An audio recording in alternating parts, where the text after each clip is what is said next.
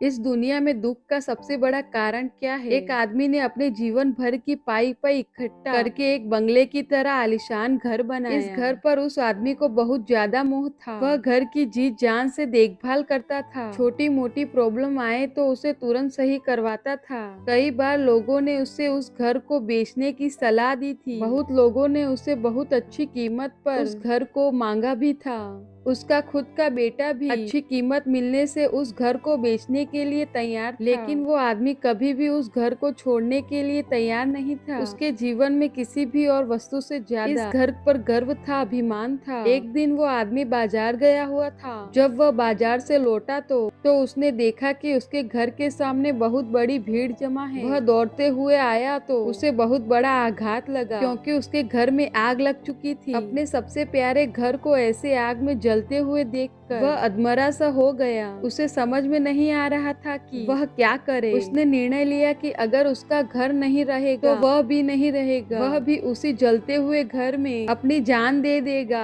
अपने दुख में जब वो आदमी जलते हुए घर में जाकर अपनी जान देने गया, तब वहाँ तमाशा देख रहे लोगों में से एक ने उसे रोक लिया और उसे कहा कि क्यों बेवजह अपनी जान देना चाहते हो, क्योंकि अब यह घर तुम्हारा नहीं है। एक दिन पहले ही तुम्हारे बेटे ने इस घर का सौदा किसी के साथ कर दिया था। जैसे ही उस आदमी को इस बात का पता चला, उसका सारा दुख खत्म हो गया। अब वह आदमी भी वहीं बाकी लोगों की तरह खड़े होकर उस घर के जलने का तमाशा देख रहा था। जब वहाँ पर उस आदमी का बेटा आया तो वह आदमी अपने बेटे के पास जाकर उसे कहने लगा, जरूर मैंने पिछले जन्म में कई पुण्य किए होंगे, इसीलिए मुझे तुम्हारे जैसा बेटा मिला। अगर तुमने इस घर को सही समय पर बेच ना दिया होता तो आज मेरी जान चली जाती। तुमने इस घर को सही समय पर बेचकर मेरी जान बचा ली बेटा। बाप की बातें सुनकर बेटे का मुंह उतर गया। उसने बड़े दुख के साथ कहा कि पापा, मैं इस घर का सौदा करने के लिए जरूर गया था, लेकिन अभी इस घर का सौदा पक्का नहीं हुआ था। यह सुनते ही आदमी का दिल फिर से बैठ गया। वह अपना सर और छाती पीट पीट कर रोने लगा और कहने लगा कि मैं बर्बाद हो गया।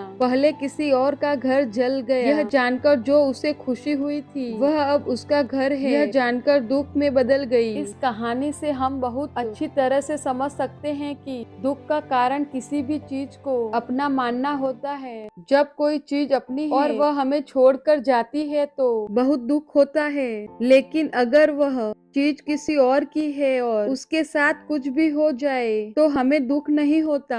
श्रीमद् भगवत गीता में भी यही लिखा है कि किसी भी वस्तु को अपना अपना मानना ही दुख का सबसे बड़ा कारण है। इसीलिए किसी भी वस्तु के साथ ज्यादा लगाव या मोह नहीं बांधना चाहिए। अगर हम ऐसा कर सके तो हमें जीवन में दुख भी नहीं होगा।